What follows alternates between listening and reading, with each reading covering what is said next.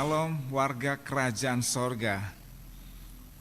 Hari ini adalah hari yang paling luar biasa, di mana kita merayakan hari kenaikan Yesus Kristus ke sorga. Nah saudara, kita tahu sebelum Yesus naik, Yesus harus mengalami sebuah penganiayaan, penderitaan yang hebat, yang sampai akhirnya ia harus mati di atas kayu salib. Tapi tidak sampai di situ.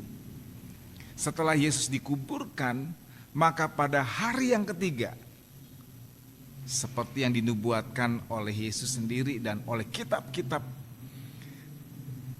dia bangkit dari antara orang mati. Nah, inilah yang saya ingin sampaikan kepada saudara.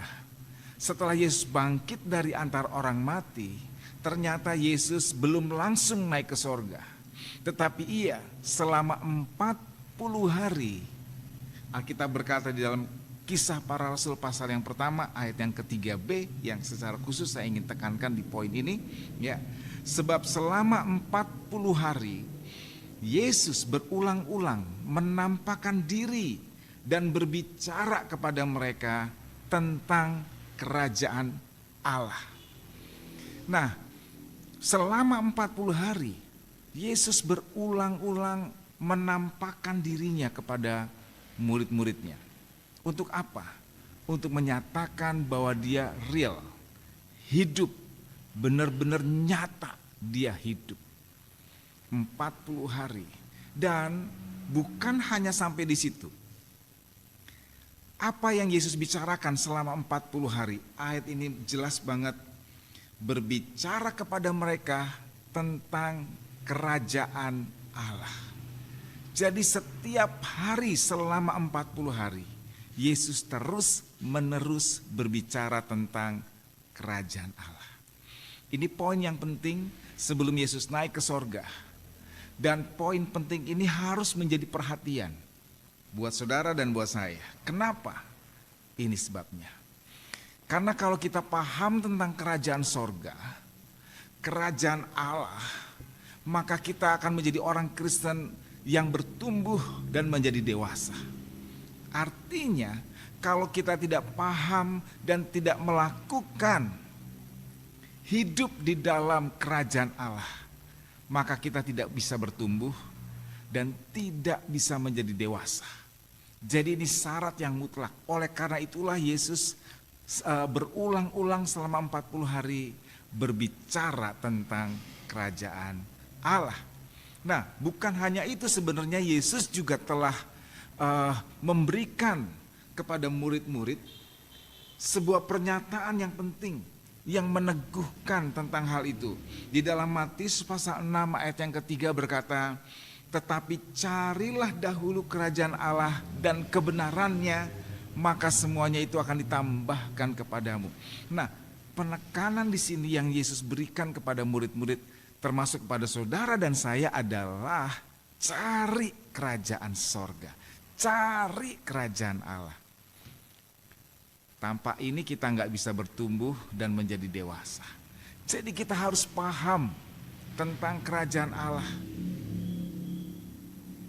Tanpa itu kita nggak bisa menjadi Kristen seperti yang Tuhan inginkan. Ini hal yang sangat penting. Hal yang sangat penting. Nah saudara, apa sih kerajaan Allah? Kerajaan Allah adalah di mana berbicara tentang kerajaan, berbicara tentang raja dan pemerintahan. Saudara, berbicara tentang raja itu yaitu Yesus Kristus sebagai raja dan pemerintahannya, di mana dia memerintah atas kita umatnya. Nah saudara, ini sebenarnya berbicara tentang pemerintahan Allah atas kita secara terus menerus. Tidak berhenti atau tidak hanya satu waktu, tapi terus menerus. Sebenarnya manusia pertama pada waktu Allah menciptakan Adam dan Hawa, mereka hidup dalam pemerintahan Allah, dalam perintah Allah. Tetapi ketika mereka memberontak, tidak hidup dalam pemerintahan Allah. Mereka hidup dalam pemerintahan yang lain. Jelas kalau orang tidak hidup dalam pemerintahan Allah, berarti dia hidup dalam perintah yang lain. Perintah dari kedagingan, perintah dari hawa nafsu, perintah dari dunia, dari setan, dari kesombongan, bukan dari perintah akan Allah. Nah, saudara, saat manusia berbuat dosa, manusia sedang keluar dari pemerintahan Allah, dari kedaulatan Allah. Manusia sedang memerintah dirinya sendiri, atau tadi dia diperintah oleh yang lain selain Allah. Nah, saudara, ini penting. Ketika kita hidup dalam kerajaan Allah, kita diperintah oleh Allah. Dia memerintah atas kita. Nah, saya ingin bertanya pada hari ini, apakah saudara hidup dalam pemerintahan Allah? Sekali lagi, hidup dalam pemerintahan Allah itu sifatnya terus-menerus. Bukan hanya pada waktu saudara ada di gereja 2 jam. Ada dalam hadirat Tuhan dan saudara tidak diperintah oleh Allah. Diperintah oleh Allah.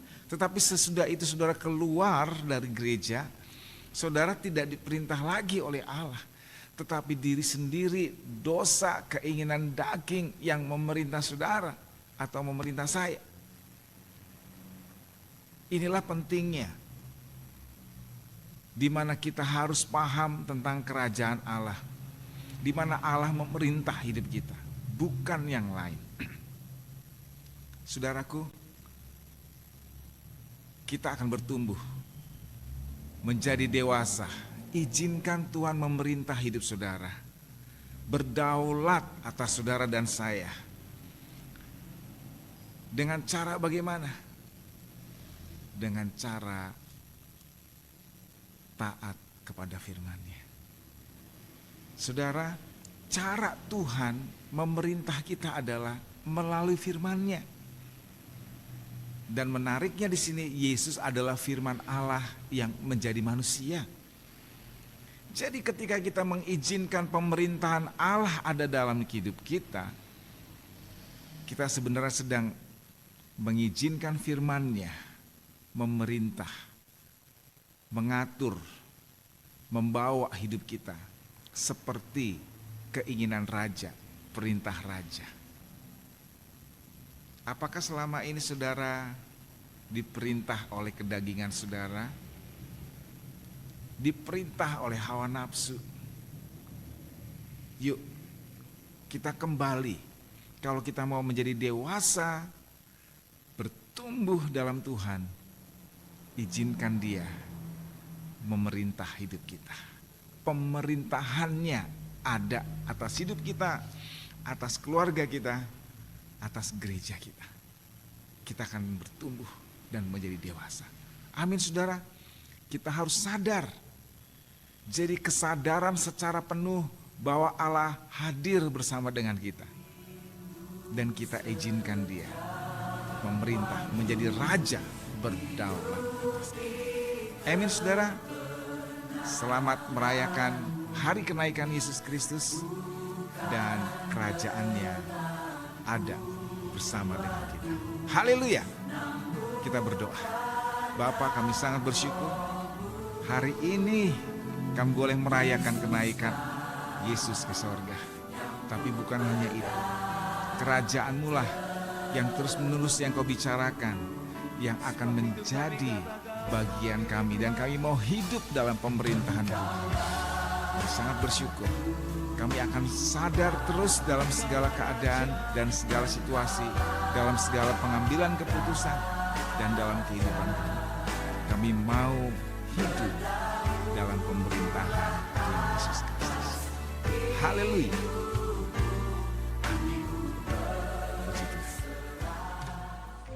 Yesus terangkat ke surga dan meninggalkan jejak cinta di hati kita. Dia mendahului kita untuk mempersiapkan tempat terbaik di surga. Maka mari kita teruskan pelayanannya untuk mencintai sesama. menolong siapapun yang membutuhkan bantuan, menjadi sahabat bagi yang kesepian, menjadi harapan bagi yang kehilangan tujuan. Selamat Hari Raya Kenaikan Tuhan Yesus.